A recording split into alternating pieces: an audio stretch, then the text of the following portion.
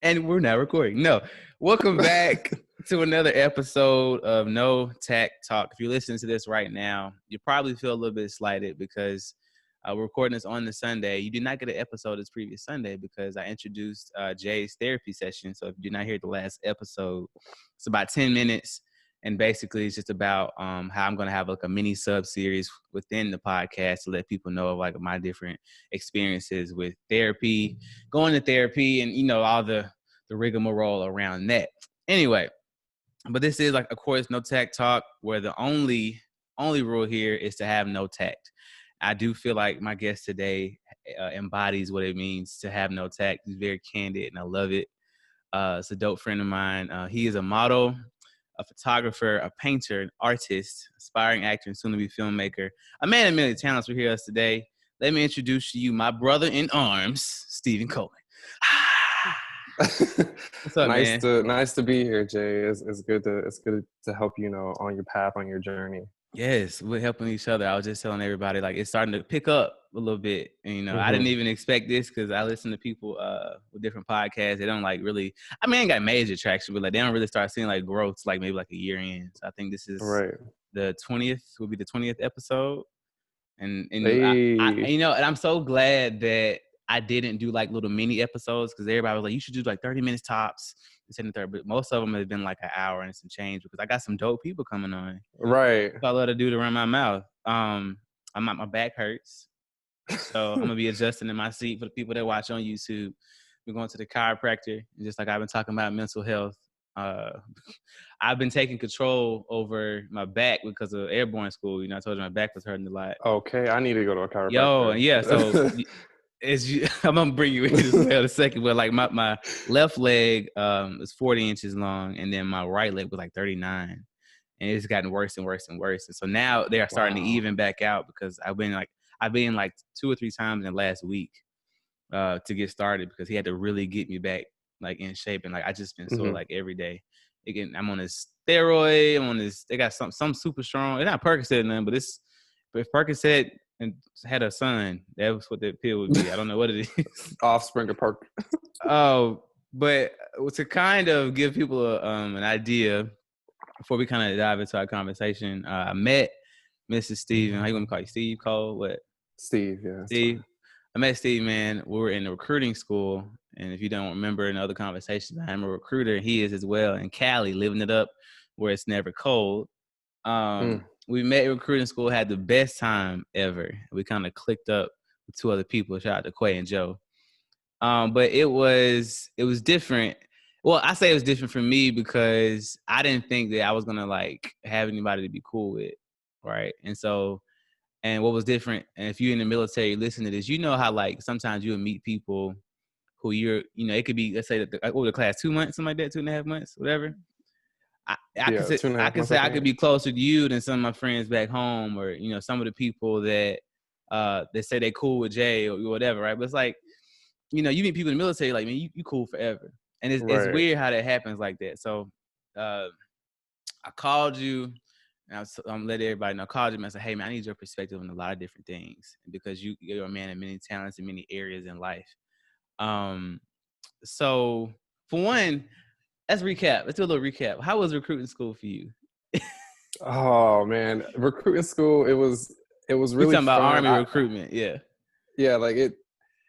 I honestly like that was one of the best like courses I ever went to. Like the instructors, everybody who put all of that together made recruiting sound so like bomb. Like it was dope. But outside of the recruiting school, it's the complete opposite. This is the real thing out here. Yeah. Like, it's just weird.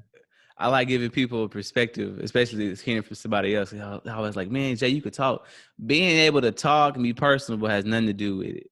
I always say, our friend Joe, he's living like my life because he's in San Antonio and he's doing everything I thought recruiting would be. And I ended up in like the worst part of Texas to recruit at. And so like, it's been a struggle. But how has the COVID and everything affected like the job over there?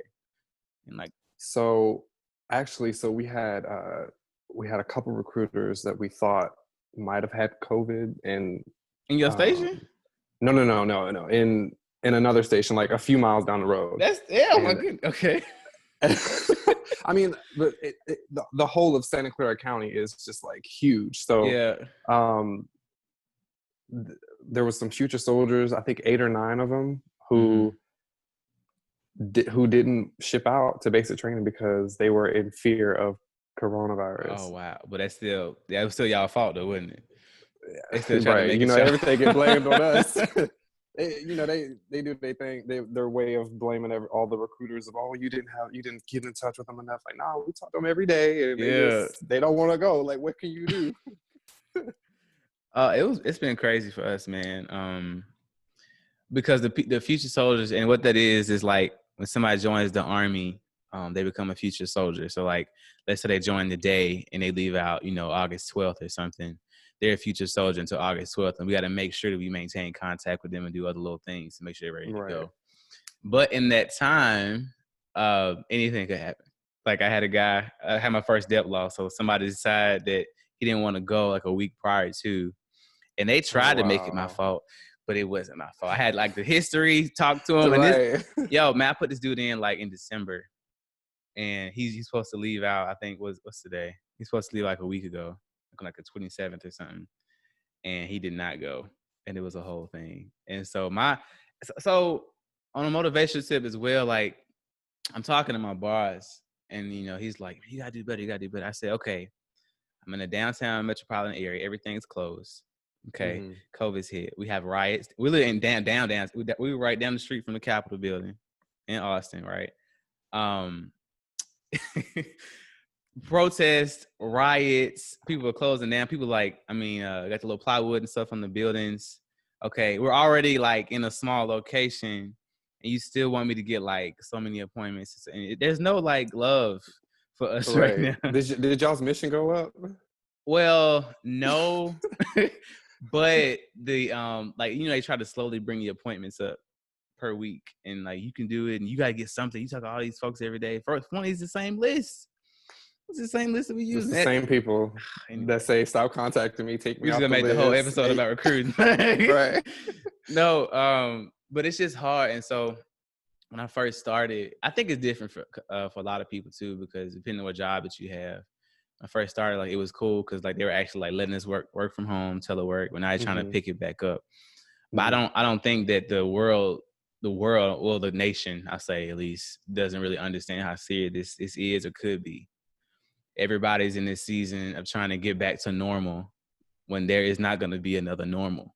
It's going to be a before COVID and after COVID, and then you sprinkle all the racial injustice, which we're going to talk about in a minute, in there as well. And nobody wants to talk about that in the military. It's a sensitive topic. And I in the military, they always say, you can talk about 3 things, which is like religion, politics, and like one third one, I can't even remember. But those major heavy hitting topics, sexual orientation. So like, first it was don't ask, don't tell. Now it's like you cool, and this is the whole thing. So I think the military has always been kind of a step back from what they need to be. And I like being a recruiter because I would say it's the most diverse place I've ever been in. I got like a lot of flack early on because I wanted to see people that look like me in my upper echelons, and it was different. So have you ever experienced anything similar? Like just trying to see somebody that looks like you, act like you, or just kind of somebody you can emulate? So yeah, it was difficult, like growing up. So I was born in Detroit and then raised in Southern Georgia. And oh wow, out of my parents my dad's black, my mom's white, so I'm mixed. And going from a predominantly black school to the South, where that's it's a big like change. me and like probably 6 other black kids there. People are like, "Oh, you're not black enough for the black kids, or you're not white enough for the white kids." It's like it was a culture shock coming to Southern Georgia, going to school with different communities. Yeah. And like I didn't have a lot of I guess someone to look up to say, hey, okay, cool, I can follow in those steps to get where I need to be. Or it was a whole bunch of, okay, maybe I'll try this out, maybe I'll do this, maybe I'll go to culinary, maybe I'll, you know, fix cars like my stepdad or something like that. It was, you know, and I'm not blaming like my parents for anything. I'm just saying, like, you know, where's the right path that, you know, that I wanted to do. So I dibbled and dabbled in a lot of different things before I actually like figured out what I wanted to do. And then, you know, using the Army as like a scapegoat, a temporary scapegoat, because yes, you know, as we explain to recruits, like, like, because there wasn't a lot of good jobs where I was in Southern Georgia, so I was just like, all right, I need a stable job, I need to get out, I need to go around the world, I need to travel a little bit more, and I could do that with the Army. So boom, I did that. And now after the Army, I'm gonna go to film school and pursue that, you know. So what it do you took me a feel minute, about, but I found it. what do you feel about people saying, well, y'all got all these opinions? Because this always comes up, you know, oh, you feel a certain type of way. Because even for 4th of July, well, I say just July 4th, it's another Saturday. You know, I've unlearned, right? It was like, how can you feel so passionate about, you know, Black Lives Matter, you know, all these political topics, but still be in the military? Yeah, we've right. You get that a lot. Yeah, so out here at San Jose City College, we had this one guy who always came up to us when we were doing a table setup, you know, talking to other students. And he was like, oh, how can you be Black and be in the military when you know the military was founded off of having Black slaves so they could get their freedom and stuff like that. I'm like, look, listen, like, bro, this is a stable job right now. Look, I'm all for it, you know, but at the moment, this is what I'm doing to pay the bills. Like, come on now. And when I first got in, I came in like in a reserve component, like in the National Guard, and I never thought I would be active duty. And so, like, there were a lot of bad stories, but a lot of good ones as well. I mean, I can't just say like the Army's racist. I can't. That's a very blanket statement. But the lens that I see from the Army, I don't think would be any different from any other organization. Like, people always say that, you know, you can go anywhere. And, you know, I'm sorry, I always say that you can go anywhere and you go to McDonald's have a racist, you know, manager, right? So, like, I think of it as a job.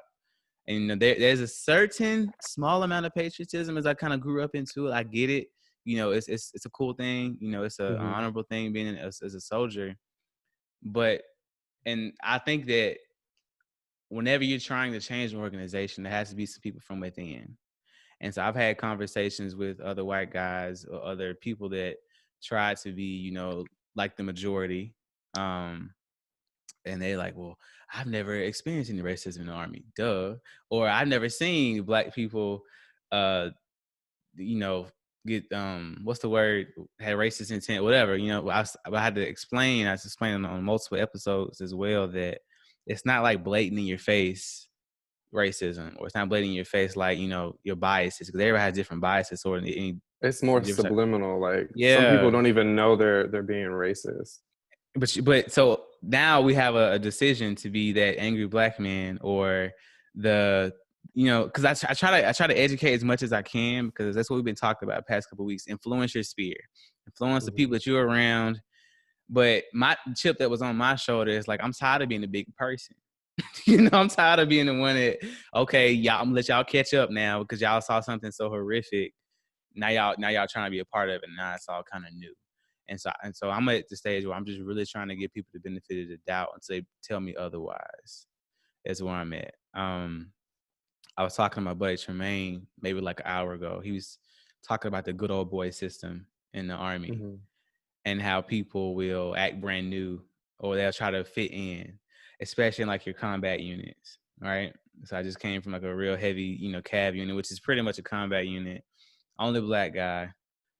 First time people ever seen waves. You know, they love my tattoos and how I looked on my skin or whatever, you know, and I'm just like, so many fights I could get in on a daily basis. Weren't you just like in an airborne unit before you got in? Yeah, I was only in Fort Bragg for like 2.5 years, but yeah, I was. What was that like for you? We had we had a black first sergeant, so that was Oh like wow. really, yeah, that was good for the longest. And then he left. Oh. But I will say, like, the, I've only experienced racism that I've known of for me like twice. So once in Fort Drum, I had a racist first sergeant, First Sergeant Pitts, calling him out. There you go. And he it's like so my NCO, the supervisor above me, for Yeah. those who don't know, she's black, and we were always like a powerhouse team. Our whole clerk office, you know, doing our thing. But for some reason, we always got called out for shit that wasn't, that had nothing to do with us. Yeah. And the second time, actually was recently here at this recruiting station. A Vietnamese coworker of mine, he was coming out of his office, and I was the only black guy in the office at the moment because we were doing like morning shifts and everything. So my other black coworker was off until the afternoon. So the Sergeant Wynn, he came out and he said, "Hey, Sergeant Coleman, Sergeant Trang wanted to know if he would actually pass out and die if you put your knee on his neck. Go ahead, put your knee on his neck." I'm like, what? I'm like, are you kidding me? Like, why would I was like, why would you ask me that? Yeah, of course, obviously you could pass out. It's called asphyxiation. Like, why would you ask me that? So I sat back down and I'm just like, wow. I would have lost my mind. Listen, it took me 3 hours to calm myself, because I was just like sitting there like, did this motherfucker really ask me? Yeah, right. Did he? I was in shock. And then, so the station commander came back. He was like in an appointment or something. Yeah. And I go in there and I'm like, "Yo, Sergeant, can I talk to you outside?" He was like, "Yeah." I was like, "Outside the office." He said, "Yeah, okay." So I go in the Sergeant Wynn's office. I was like, "Can I talk to you and Sergeant Perez outside?" We go outside and I'm like, "Look, I don't know if what you thought you said was a joke, but it was highly offensive, and I'm not fucking for it." Like, I was pissed off. I was like, "I'm trying to be professional as I can." And he was trying to apologize. He's like, "I'm sorry." I was like, "No, I'm not accepting no apology." Because that either if you were joking or not, both ways it was bad. Like, there's no way you can explain. I'm the only black person in the office at the moment. Why would you come out and ask me that? And so I walked in, and then, you know, of course I filed an EO complaint. All of that, and they said, you know, request remedy, whatever the thing is at the bottom where they say like, what would you like to happen and everything. I said, I want Sergeant First Class Wynn to be held responsible for the words that he said, if he thought it was a joke or regardless. And I feel like I need to be removed from the recruiting station because I don't feel comfortable working there. And that's not the first time somebody said something foul that was uncomfortable. Like, the second day I was there, another coworker, we were talking about high schools, like, you know, what's our plan? What are we going to do? And my coworker, Sergeant Vo, was like, "Sergeant Coleman, are you gay?" Second day. Take me out to lunch or something. Like, right. Bruh, right here in front of everybody. Like, you know what I'm saying? Like, there's not a discussion that needs to be held at like the workplace during work, like right then and there. Like, first of all, I don't even know y'all. Like, we're not cool like that. Yeah. I'm just like, yeah, what is that got to do with what we're talking about? And so from then on, I just didn't click with. How did they ask it? Like, was he trying to be like? I don't know, because he's a very blunt person. I didn't like him at first because of that, but as we, you know, being here a year and a half, I grew to understand that he's a very blunt person. So it's like, I get that you wanted to know, but you could have like pulled me off to the side or something. Yeah. You could have, because maybe I didn't want everyone in the office to know that, you know, maybe because I've had that being used against me before in the military. Really? Like, oh, well, because he's like this, let's not do this, or let's act a certain way around him. So maybe I didn't want that at this station. And when he said it, it's like I didn't have a choice. It was out there now. Like, so what do you mean? What situations what you mean that have prevented you from doing whatever because people might know you gay? Like, I guess an example. Like, let's see, like going to certain trainings, or Sergeant Coleman can stay back because he's not going to be, we don't need him, or he's not strong enough, or it's like maybe and maybe this is me speaking for them, which I don't want to do, but my thought process of it is like, they think like we're seen as weaker or something like that, which is weird because I've seen, you know, lesbian captains, gay first sergeants, right, or trans chief warrant officers. Like I don't understand how this, even in the military, can still be seen as something less than. Yeah. Well, that's what I was, from our brothers and sisters, you know, like. Well, that's the thing. That's how they ask those questions for me, because we're all green, cool, right? And that's how they use it as a segue. Like, yeah, we're brothers and sisters, Dom. Da, da, da, da. So, are you gay, or how black are you? Do you like what, a watermelon? Like, bro, what? Like, they think it's like a pass because we're all the same. We work together every day. That you can still come at me and ask questions like that. I was just at the pool yesterday, one of my friends, and so like they had like some neighbors that come by, and it was, I think it's Hispanic, you know, but she came up to my friend's wife and she had like some dope box braids, whatever. So she asked her about her nails initially, but then made like a super quick segue to like, oh yeah, how much you charge to your hair? And she's like, I didn't even say I even did hair. You know, like it's just assuming like, so she tried to make that conversation. Part that I'm talking about. Yeah, it's like, don't come at me. I just met you. Like, I think they didn't even really know each other that well, but you already trying to say how much she charged to do box braids for you. Like, come on, man, that's not what you do. But you think that's like a segue. Like, well, let me just try to say something that I know she might be interested in. They might, you know, can relate to based off of my own stereotypes or biases or whatever else. And so the thing about that is, and kind of what we're talking about is, people will use they'll use that and try to like kind of like, they know you can't say certain things in the military, you can't act a certain type of way, and try to get you, I think, provoke you, if I can go that far. Antagonize. Antagonize, get you to, you know, be a certain type of way, and that's not what's up. So, and that, like I said, I get the whole Army piece, but it's just like any other organization. We got bosses, we got coworkers, we got, you know, reports and everything like that. So like, I was some in the military, but it's still like another job to me, especially in recruiting. Another reason why I want to come out of recruiting, or come into recruiting, is because it's more diverse in the Army. You know, like, you know, it really is. And so I think that's just, it's still crazy hearing that it's still there. You might have like that one infantry soldier. Was he infantry? Was he a combat soldier? The blunt guy? I see. Yeah. Why can I call it? I mean, you know, you have those ones. There's always one. So. Oh, another thing I want. Oh my bad, messed up my mic. Another thing I want to talk about was that me and Tremaine actually, we talked about when a black guy or a black person, female, whatever, gets to a certain echelon, like a first sergeant, real high up there, that they feel like they're the only one. So like whatever they had to do to get up to that rank now, so it's like you go to a board to be evaluated to go up to the higher rank, and you like see like a black first sergeant or a black sergeant major in there, you automatically assume, all right, bro, you got me. You know, I'm gonna do my part too, but like, you ain't finna be giving me a hard time. But he said what he's saying is, you be in these places that to where they, you know, they have an influence over whatever's going on, and they're still trying to be completely, you know, neutral, which I get, you know, but at the same time, it's like, come on, bro, you know how this work. I ain't saying you gotta just give it to me, but like, help a brother out. I don't think that's wrong, right? It's one of them no tact moments. I don't think that's wrong. I do think there's a certain amount of professionalism. I ain't saying show favoritism, but it's kind of like, hey, you know, we take care of each other within this obviously white organization. I mean, let's just say how it is. Like, and they say, well, you should never got in the first place. Well, I'm here now.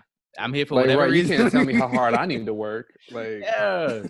And so I've had a personal experience like that too, on both ends. So like, more times than not, they have like, yeah, I got you. They put me to the side. They know I need to know. It kind of just help along. But it's stuff they have to make sure to do it very tactfully, no pun intended.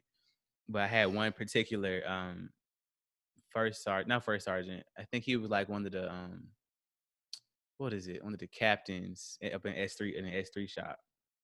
And you could tell, and I want to use this phrase as well too, because I know we're like big on like saying don't act white or don't act this or act black, but without having to over explain it, y'all know what I'm talking about. try to be all politically correct, but like the black dude was acting white. I mean, this is what it is. You could tell that was not who he was, and he was trying to be in his white environment. If I'm saying it properly, I don't know. But you like, it's just the stuff that he would do. I'm not even gonna go into it, but you could just tell. It's like, I'm not saying you gotta be like, what's up, bro? Like, no, but it's just like, I know that's how you don't act, because when we will like talk on the side, it's completely different. But when he was in the office with like all the other, because he was the only black officer in What's there. that called? Code switching? Yes, code switching. And so, like to fit in, yeah. And that's the problem I think that we have, me and you. What I'm saying is, it's hard for us to be different. I'm sorry. It's hard for us to be anything other than ourselves. And so that's another reason why I want to have you on as well, because I've learned, and I think it took a certain amount of time to learn how to be yourself, if that makes sense. To learn how to, it don't matter what you like, what you do, what you got going on. Like, it's up to me. If you cool, you cool. You know, I've always respected those super hard supervisors that are like, I don't care what color you are, what you like, as long as you do the job. Cool, I'm good with that, because we're on the same level playing field. But it's like when you start, like you said, code switching, it's like, come on, man. But when you call it out, now you're wrong. You know what I'm saying? So anyway, let me switch it up a little bit. It's getting a little tense. I feel like I'm finna get canceled already. I want to know, let's take it back a little bit. How did you get into, like, how did you know that like this art and media and drawing? Because to give out a little context, the man can draw, the man can he can graphic design. He has that artistic mindset, and he not just like playing around, like he got it, right? So how did you kind of get into that? Because hopefully y'all gonna see his pictures soon when we promote this thing. The boy been modeling, doing the whole thing. So when did you realize that was like a talent or something that you kind of wanted to do? So I'll say I started with drawing first. Yeah. I think I've always been drawing. Like my mom still has pictures of when I drew Pocahontas characters from when I was in like elementary school and stuff. So I don't know when it started, but I've always been able to draw and everything. I don't know. I love it. That guy doodling in school. Yeah. Right. Oh my gosh. I was doodling on homework, schoolwork, everything. Like, don't give me a piece of paper. It's gonna have some art on it. Some doodles, something. But as far as photography, so when like during high school, I got a little camera and everything, and I'm just like, all right, you know, I wanna like get more into pictures and stuff. And I just couldn't find nobody to take good pictures. So I was just like, well, I'll do it myself. And you know, watching YouTube videos and trying to save up to get a better camera and stuff. That's really how that started. And then, I don't know. It's just always like been interesting to me. Like I want it a specific way. So I got to do it how I want it. You know what I'm saying? So yeah, I think a lot of times it's like people tend to like pick up different things.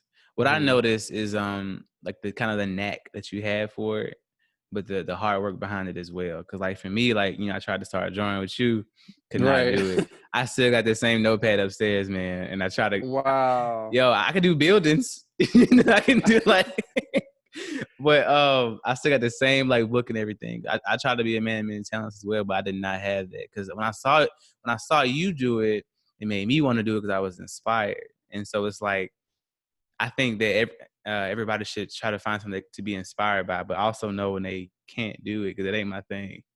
I've actually, I mean, a lot of people say that too. Like I've taught people how to draw, like, you know, just basic stuff, characters, cartoon characters and stuff like that. Like when I first got into like caricatures and stuff years ago, like my dad can draw as well. So we would like draw like little cartoons and stuff. But like when I was trying to teach you to draw, it was I was like going step by step, like do this. You know. For sure. That's why I put it down, man, because I ain't have you as a teacher no more. That's what happened. Let's go say that. The 2 months was over and that was it. I'm gonna hit this mic one more time. I'm sorry. So what you say you have plans for doing film as well. So what kind of ideas, if you can talk about it, were you kind of trying to get into? What type of film, genres, things like that? Or was it a secret? So I want to do horror films. I hate horror films. I love what Ryan Murphy does, and I look up to him so much for his work. I don't know who that is. Creator of Pose, Oh, okay. American Horror Story. Oh, okay. Gotcha. Yeah, right. I love his work. Hollywood. He made the show Hollywood. Okay. So I want to do more horror because I love the special effects in it and everything. Mm-hmm. I could do documentaries and stuff. Like I would love to do documentaries, crime shows or movies, stuff like that. But how I got started in that, this was very recent too. So like in 2015, me and my best friend Anthony, back in Fort Drum, we got together with Michael Morales, and we were gonna make. It was his idea. It was Anthony's idea about the suicide awareness film, and I didn't know that I was gonna be good at it, but you know, I had a couple You were parts filming in or you it. were acting? Okay, you acting. Okay. Both. Like I had a couple parts in it, and you know, helped direct it and everything, and it turned out to be really good. And it's on YouTube. It's called Pressure Point by Anthony White. For those who want to look at it, it's really good. It's like 20 minutes of a short film. Okay. And it expresses a lot of the triggers and factors of suicide in the military. Really? You know, because that's a huge thing. A lot of people just like skate over it, but that was near and dear to my heart, and like the passion we had for that, making it, and you know, seeing it come to life, and you know, teaching people about it more. That's when that spark hit. And then I helped one of my coworkers in Fort Bragg make a music video, and then when I found out I was coming to California, I was like, all right, bet. So I'm gonna just be closer to where I need to be. I'm gonna go to film school after this, and then that's how that's gonna go. So that's it for you? After that's this, it. You this is done. That's done. What? I'm done. No. I'm man, done. I respect it. I thought about it the other day. I was like, man, I don't know what I do right now. Like I'm still finishing my theology degree, so I want to work in some type of capacity. But we getting my wife through school right now. She getting her doctoral in physical therapy, so that's like our whole life. I know, that's my girl. I'm bragging all day. But I think that's a good little. Well, no, actually, my question was, what's the dream? That's what I was going to actually get to. I had it written down. What's the dream? I want to take it as far as I can. I want to be able to help people tell their stories if they have. So that's like the motive behind it. It's telling the story and educating through horror. Well, through anything. I have a really like diverse mindset when it comes to film. As long as it's shot good. If it's like, if I want to do a comedy film, I would love to do those as well. Any type of genre, really. Like I don't like to be limited. So once I get my skill to where I need to, I want to do all type of different things, many different projects, many different movies, films, shows, everything. Okay. Hey, I'm down. I want the first ticket. I'm gonna say that for right now. I want the first ticket to whatever, with support from all the way from Texas. Hold on. So now a big question I'm going to start to ask as well is how. Let me see if I had it written down. How do you present yourself? So like, and why is that important? Everybody usually has a different answer in whatever manner. And when you get ready for work, whatever when we go out on your day, go to work, whatever else, how important is it to you on how you present yourself to whomever, as far as like stuff that you look for to make you a better Steve, make you a better, you know what I'm saying? I would say I present myself as honest and to the point as possible, and that plays a part in my job as well, because at first, like and I'm going back to recruiting, but at first, like with recruiting, you know, you have this script of, hey, you should just persuade them and convince them to you know, that this is better for them. I can't tell people how to live their life. My thing is, I'm coming to work, I'm giving you the information, you do with it what you want, like, but you will leave here. Whenever you walk back out that door, you will leave here more knowledgeable than what you came in. Right. So that's my job. Like, and then if you decide to join the army or not, that's on you. Like, and that's just how I do, like, day to day. Like, I say what's on my mind. I'll be as honest as Does that get you in trouble a lot of times? I need somebody on my team. Like, win. So if someone just doesn't want to hear shit, then I'm just like, okay, well, as long as I said what's on my mind, I'm good. Yeah. Like I can sleep at night perfectly fine. I'm telling you, like, it's just something about it. And so, like, it's funny because the no tact idea kind of stemmed from that. And I think I told the story a bunch of times as well, but it's in different variations. But like you said, I can't sleep at night knowing I didn't say something. Right. And I don't think that we were made this way for no reason. Like, some people just naturally introverts, some people naturally extroverts. But I'm doing myself a disservice not saying what's on my mind. Not being rude per se, but some people need that. You know what I'm saying? Some people need to know, like, you out of pocket. But the thing is, we need to be able to receive it as well. And so a lot Yeah, of times people, communication works both yeah, ways. right. So like if I'm around here getting mad because somebody say I talk too much or whatever else, like, okay, I can't be getting mad at that because I'm doing the same thing to somebody else like the same day. So that's been something that I've been trying to kind of subliminally push through the podcast, is because now when I first came out with it, I kind of explained a little bit more like why I wanted to do this. But it's a lot of people that don't speak up for themselves that end up, like you said, killing themselves or pushing it down, or, you know, just feel like they're alone or have to just go on this such linear process because they don't want to go outside the box. And for me, that's another reason. That's one thing I was talking about in therapy was I had to learn how to be okay with myself and to not allow other people's opinions to like just kind of break me down. Right. Growing up, like, you know, I was the little kid that would tell on himself. Like my dad be like, he was like, we'll be like in, I don't know, let's say Walmart or something, right? And he was like, I'm gonna give you a whooping later for doing whatever. He's like, remind me to give you a whooping. And my my little self would remind him on the porch, like, hey, it's coming in the house. Remember, you gotta whoop me. I'm like, my other self be like, bruh, like I've always had a knack for just speaking and talking. My mama said I was quiet, so I was about 2 years old. And after that, I never quit, you know? Nah. And so growing up, obviously, you know, you don't want to just be completely off the cuff because that's pretty much me for the majority of my life so far. But in the last couple of years, I've been having to be okay with myself, to be okay with my quirks, and to just be unapologetic. Like I said, it's just to not care, you It's know? difficult to accept the things about yourself. I get it. Like what? What you get? I mean, like, I have my little flaws that I just don't like about myself, but it's there's some things I haven't fully accepted of me that I need to work on, that I'm still working on. I don't Like know. what? It's just If you don't mind. Small one. let's see. It's important for the people. I mean, there's insecurities that I have about Mm-hmm. me, like how I don't know. I'm really like, so okay. Here's one instance. So Okay.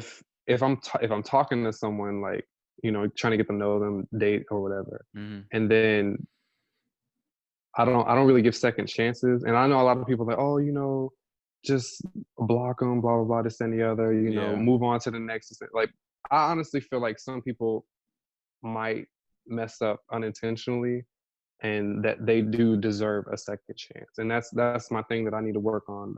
That's one of my things I need to work on, is trying to give people a second chance, or, you know, not really just forgetting them and moving on, because like not everyone's perfect. You know, You everyone talking has about for their like cheating or something, like, or something small, or what? What's the second chance situation? being, I guess, disrespectful, or saying something they probably don't mean, or something like that, Okay. or Oh, cheating. yeah. Well, that's two different things now.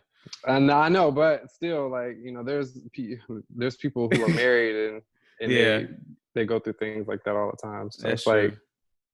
it's like, why not give someone a second chance? Because you never know. So Yeah. For me, it's been kind of similar actually. It's just really trusting people because early on I knew what a friend yeah, that's was. another one.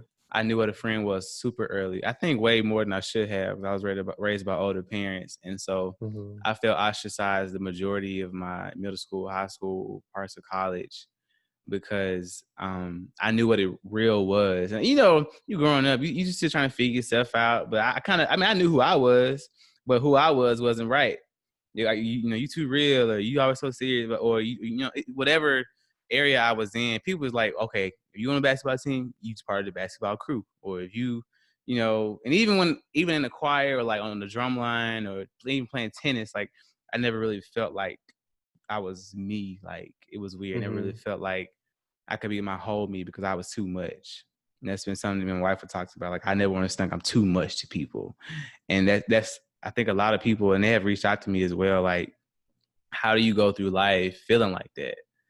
And like I said, I don't want to feel like I'm stepping on my toes. But at the same time, I don't care. Like I had to get to a point like I just don't care. Like I'm gonna say what needs to be said, or I'm gonna act like I want to act. And I promise you, it's just some people out there that agree with me more than what they don't, but nobody wants to say anything about it. But they're quiet. And that's what kind of made me angry initially. Because like, I'm saying what you was thinking in the first place. Because when I say something quote unquote off the wall and somebody might attack me for it, it's 9 other people that didn't say nothing, that's slowly nodding their head in the background. So don't be acting like I'm out of pocket. Anyway. But that's I was getting my little tangent today. Be you, do what you do, because that's all you got. I swear. So why do you feel it's so important to be yourself? Because everybody has different reasons. And so the reason I say be yourself is because, okay, so when I was a kid, I was real quiet. I was the quiet, awkward kid, like just drawing on shit all day long. That was that was me. Like, what is he doing? He's just drawing. Like, just leave him alone. That was me. But as I grew up, I kept a lot of like comments to myself of like, or trying to mitigate arguments and stuff, just to not just to avoid people at all costs, like just avoid talking. And as I grew up, like I would say like right after high school, a long time. It took me that long to just be like, you know what, I'm gonna just tell this person this, or I'm gonna say this, like I'm gonna just be real. For you though? That's what clicked, because for me it took forever, man. We talking about the last couple of years, like me being okay with just not caring. What clicked for you in that? So I would say there was an argument. There was a couple arguments with a few people in high school where they would just be talking shit. I'm just like, all right, cool, whatever, and try to avoid it. And then at the end of the day, I'm like, I really wish I would have said this, or I wish I would have said this, or I should have said this. And then it took a little bit, but after that, I was like, you know what? All right, cool, I'm gonna say this. And sometimes being too honest, you hurt people's feelings, or they'll be like, okay, cool, I'm glad you said that. And it's that feeling right there, because I would want people to be honest with me as well. Instead of, beating around the bush. I don't like that. I really don't like that. But like, everybody says they like that friend, but they don't never want to hear it. No. I want to hear it. I want to know, because I would rather, for as like relationship wise as well, I would rather someone tell me outright that they don't like me for whatever reason, or that they're just not attracted with me. Than to have a lying relationship go along, or like wasting my time type of thing. I absolutely love that. Like, a lot of people have issues with rejection. Go ahead, reject me, because that way I know you're being honest. That way I know you're saying what you actually mean.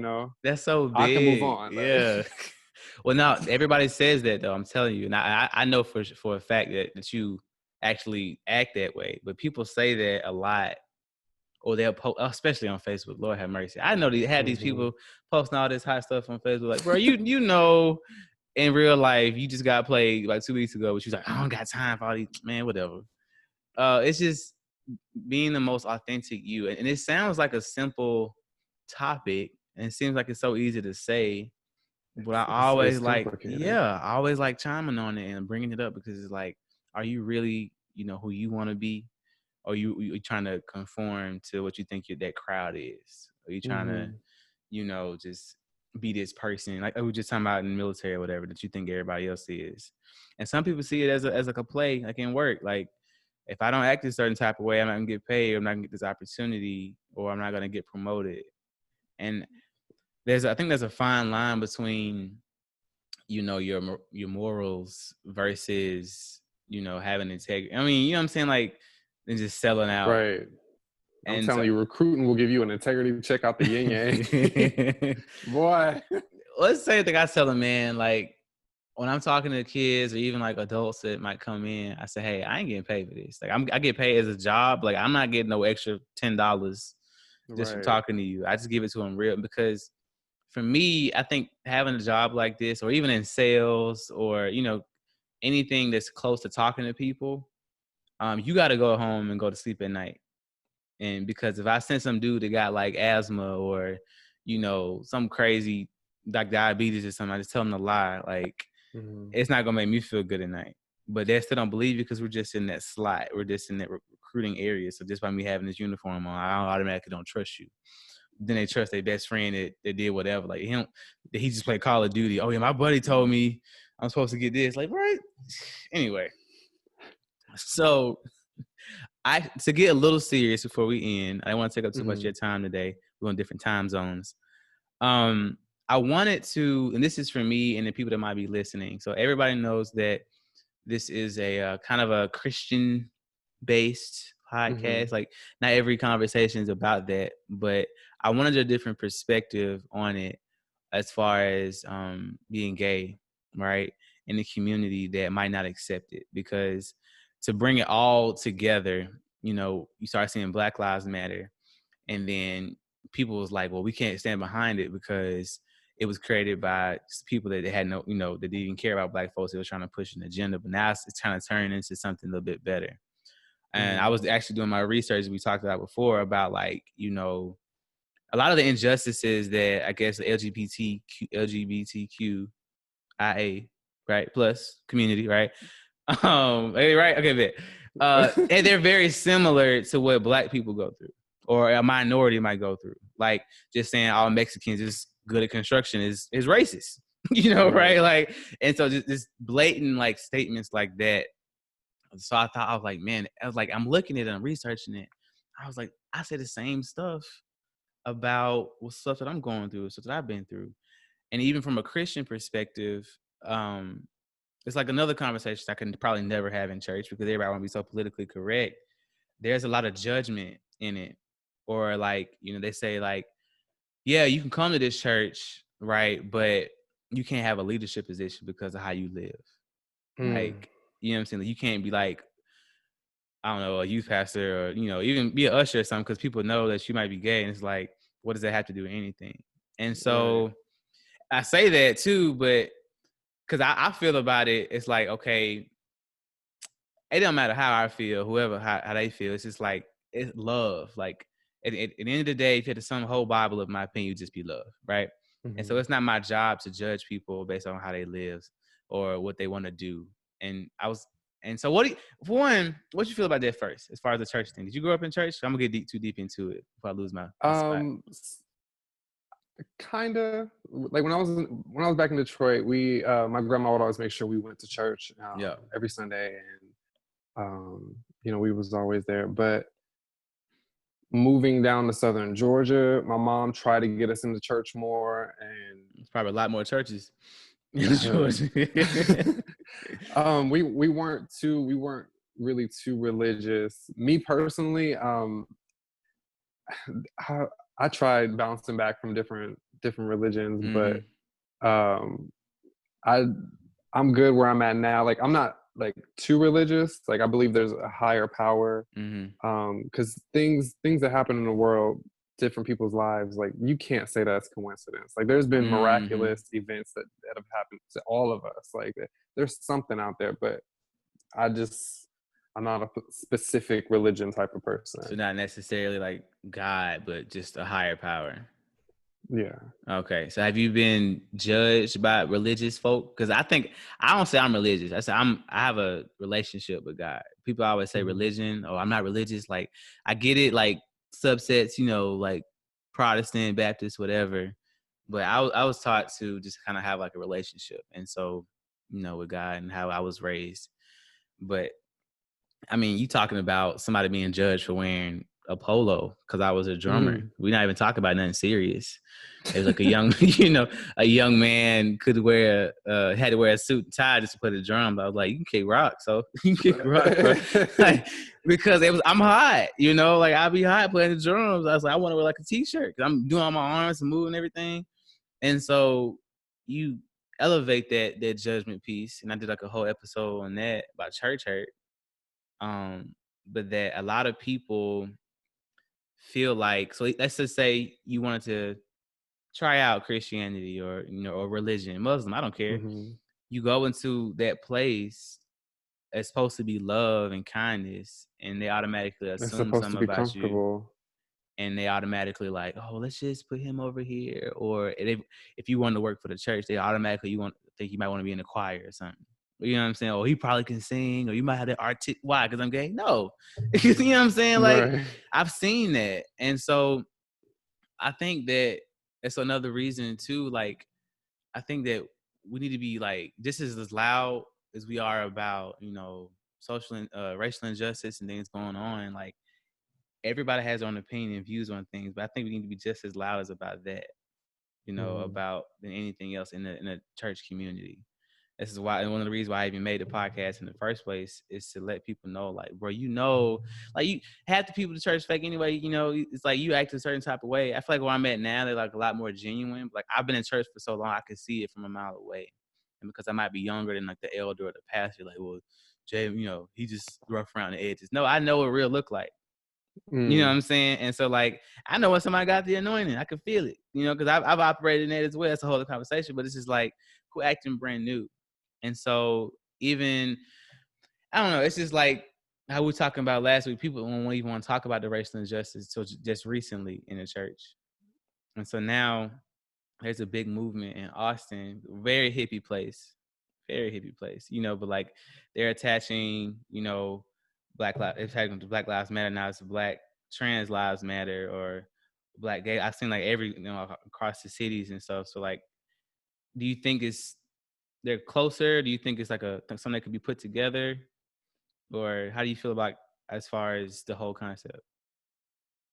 I did a lot of talking, but No, you're good. I think, like, what do you mean, them to be closer? Like, are they a because so it closer? started with Black Lives Matter, and now you Uh-huh. start seeing Black Trans Lives Matter. Ain't nothing wrong with that, but Mm-hmm. it seems like they're trying to push it a little bit higher. So, man, I don't think I'm neutral on it. I don't know if it's like necessary or not. Because like I said before, the injustice goes hand in hand almost. If I could say I've been racially profiled because I'm Black, same thing could be because I'm gay or trans or whatever. So where do you stand on all this stuff? Of course, Black Lives Matter. Everyone as a human, like, what's the word? It's like, okay, so the biggest example that I heard, the best example, it's like you have a house, a block full of houses, right? And there's a house that's on fire. And a fire truck comes and it's like, this house matters, so because it's on fire, let's put the fire out. Yeah. But houses down the street are like, no, all houses matter. Like, we're not going to give you water because all houses matter. That's not the case. And there's people whose voices need to be heard when it comes to these injustices, because there's too many names. And the fact that there's too many names to be said, to be remembered, it's like, that's the problem. There should not have been this many people who have been in these instances and lost their lives, whose families are stricken by this injustice. Like, none of those should have happened.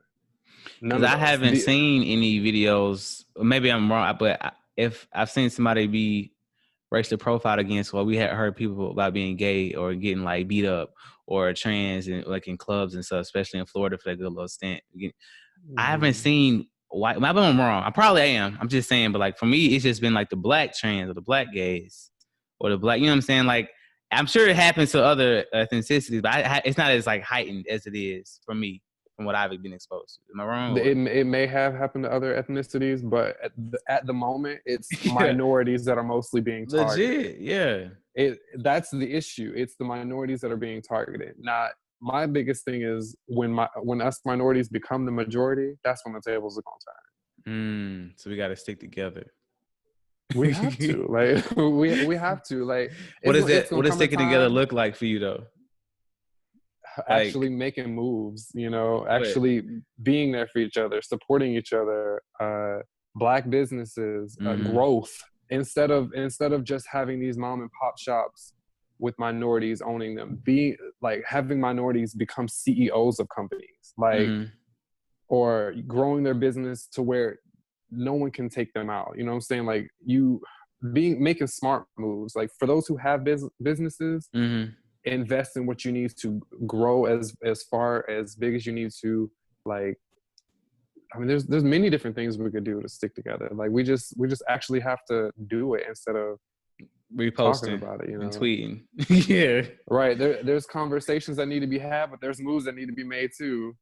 Yeah, that's what I feel like I've been trying to do. I've been trying to have a lot of different types of people, races, and everything because I want everybody to feel represented. Because I was blessed. I feel like to grow up with parents who didn't care what you were, what you look like, how you did it, and some of this for me because a lot of people think they can't make a difference and all they can do is post for something. Like you ain't got to go build a school with with LeBron just to say you like black shit, and so I think these type of conversations are so important and necessary because people, we talked about this before, people are afraid of what they don't understand, right? Mm-hmm. And instead of going to fear, there needs to be a large amount of empathy, which is what I need to work on as well, which is understanding. And I can't understand if I'm not willing to listen or to, see, okay, who is Steve? Who is he as a person instead of what he portrays, or like you said, the second day from what I just see, right? And so like even it's so crazy, man. Like I think I ever told you this. I was the first couple of weeks in recruiting school. That's how I was kind of clicking up. And one I'll say you his name after we get off the call. But he was like, Coleman gay, right? I was like, yeah, what about it? Like legit point blank period in the DFAC. It's a cafeteria. But like he was like, you gay? I was like, you think I'm gay? I was like, I was playing with him. Like I was like, what you trying to talk to me or something? Like I played it to the whole like thing. And all I could think about was my dad. Like no matter how this is like old school, like Baptist church type feel. Like, but even still, like because usually like it's one way. But I think about like my mom, my dad, like they did not care. Like they did not care, and it was just so funny because I never had that hump to get over because of that.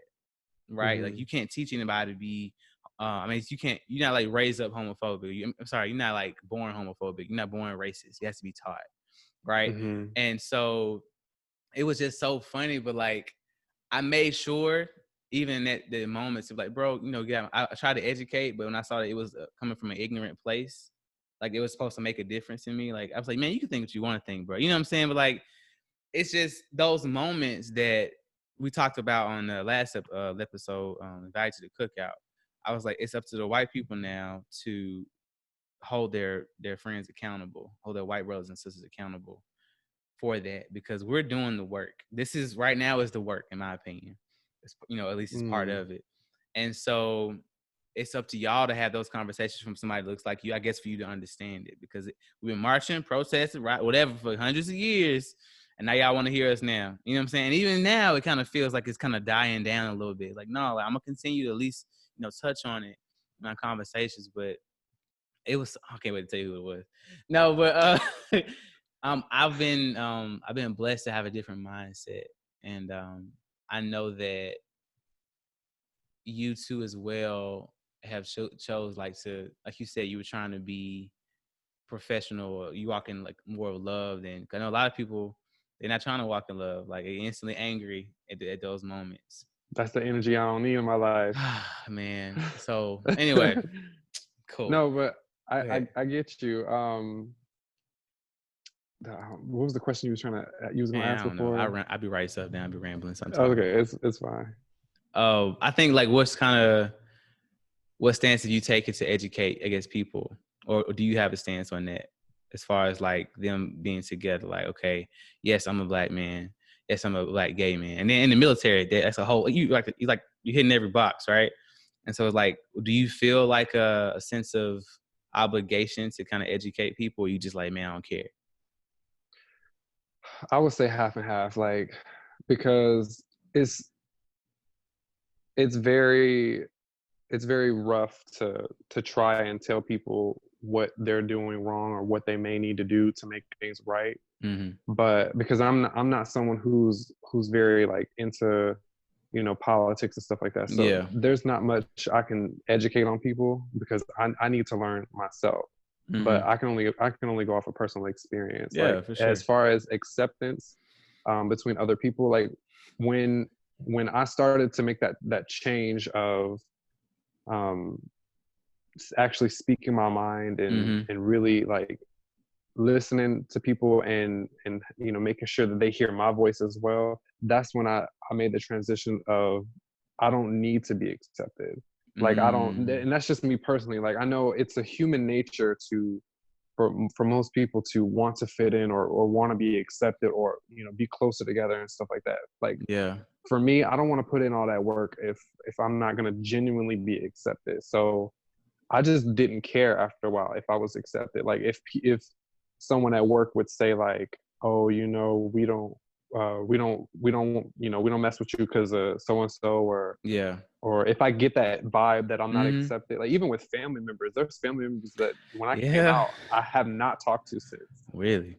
Like I have not talked, and I just don't care about that because I'm not Yeah. trying to. If you don't genuinely accept it, it's like that's on you. But I'm gonna do my life. I'm gonna live Well, for me. that's the thing is the empathy. That's kind of what I'm working through now. Is like I have had the patience, I've had the patience for people, but now it's like, okay, now they're trying to get it. Okay, thanks for trying to catch up for all these years that I've been whatever, right?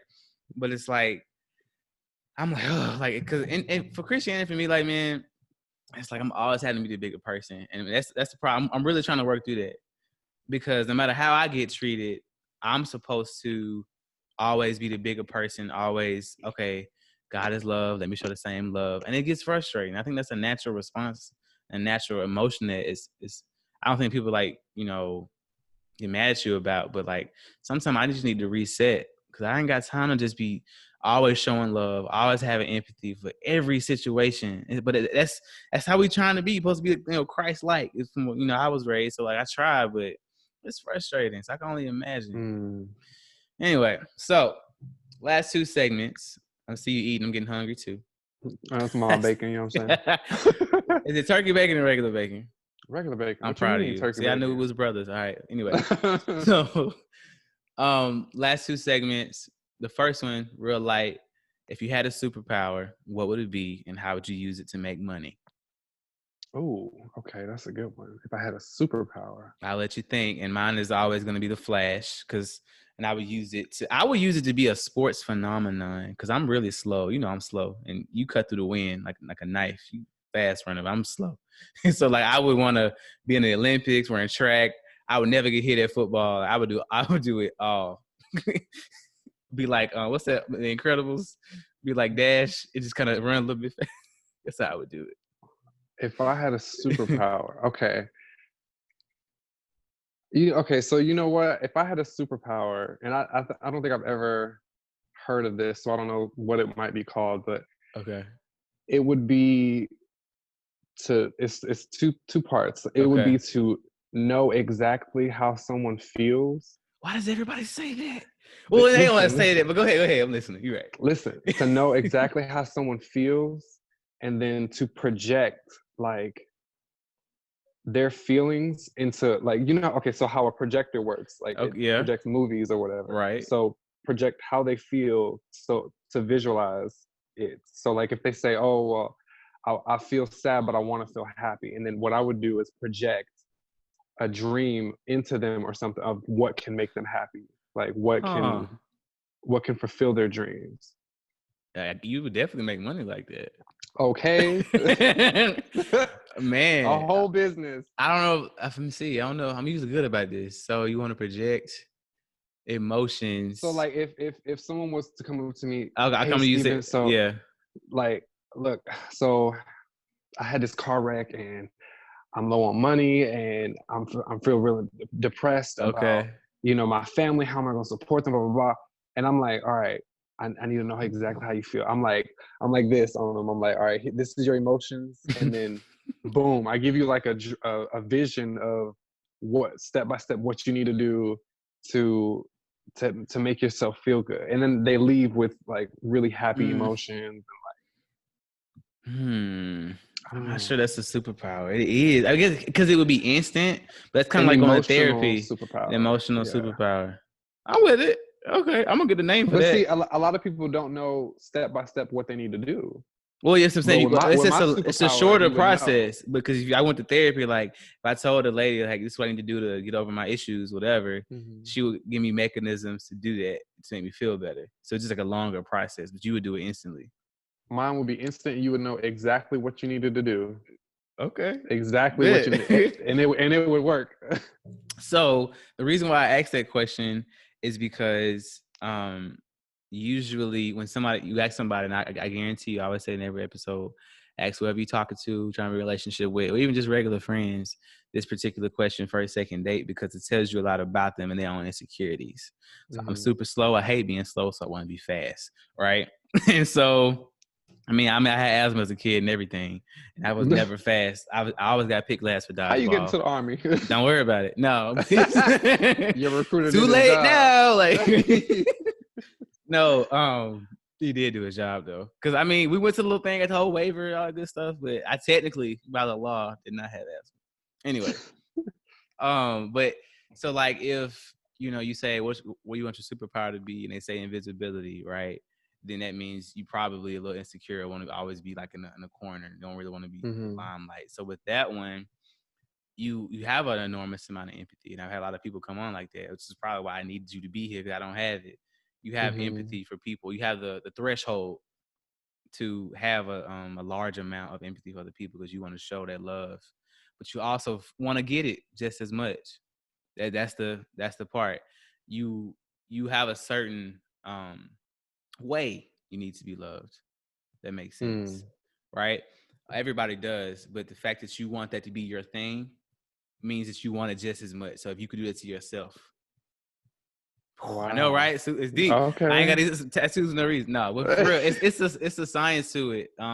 Because everybody wants to be super in some way.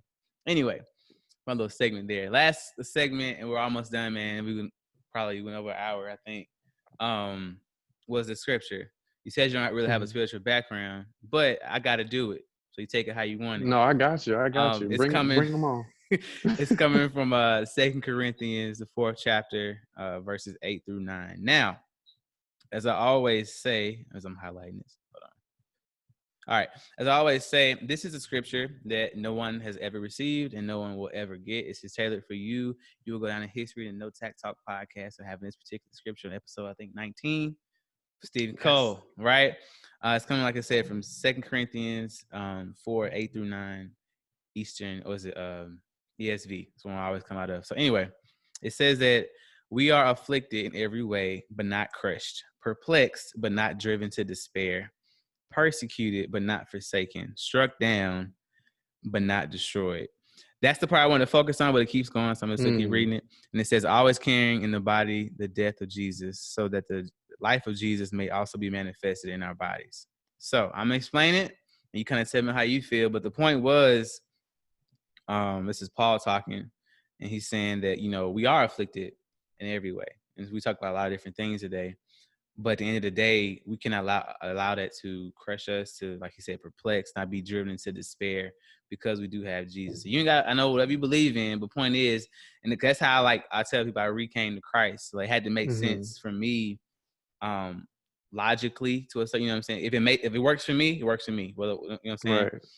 And so like you can just say, hey, paying my tithes, got my money in my pocket, but I had to try it. I had to try it out. The preacher was like, try me, right? So I started giving 10%, and I ain't been broke since, right? And so it's like, yeah, I have hard times, but like I can tell, like when I didn't pay tithes, like man, like my check would be like terrible. But now it's like, okay, I'm acting in it.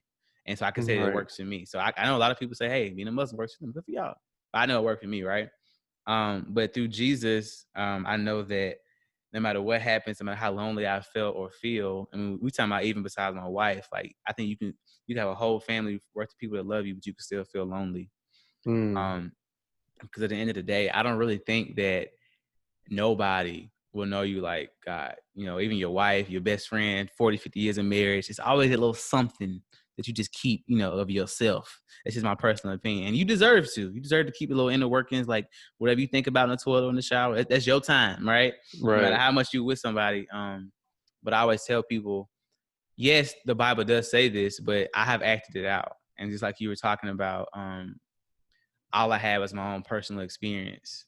And that's great. You provided, you know, your personal experiences in this podcast that other people might not, you know, or thinking, like you said, but just not want to say out loud. And I believe that we kind of fed people today. That's it in a nutshell. But I'll read it again. Let you think about it. It says, we are afflicted in every way, but not crushed, perplexed, but not driven to despair, persecuted, but not forsaken, struck down, but not destroyed. So then you got to be alone. How you feel about that?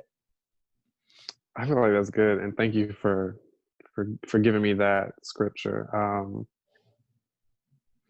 Just to keep going in a simple way, just to keep going, not let what we can't get in life be our demise. You know, not let what other people have be our demise. Not, you know, have the way that people affect us, or how they think they affect us, you know, be as affecting. You know what I'm saying? Like, not. Yeah. Does that make sense? Be a duck. Yeah. So just to keep going, and because, you know, we only got one life, so make it count. Yeah, definitely keep going. That's really good. That's good. All right, man. So I'm gonna put the Instagrams and everything so people can reach you. The man, like you say, does photography and graphic design.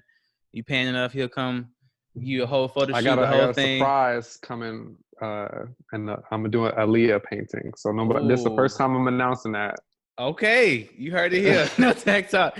No, but check him out, man. He does a lot of good pieces, and he's just a very talented individual. I'm gonna put all his information and the details for the podcast episode. Anything else you want to say to the people before we out? I just want to say thank you, Jay, for having me on here. Much love. Yes. I greatly appreciate it. And this is one of many conversations that, you know, need to be had with everyone, you know, not just between me and you. For those who are listening, I thank you for tuning in. I greatly appreciate it. Reach out to me if you need to. I'm very approachable. When you want to be. I'm just No, but this has been another edition of a No Tact Talk. It's always a reminder to live life on purpose, and also live life with a little no tact in your life. Peace.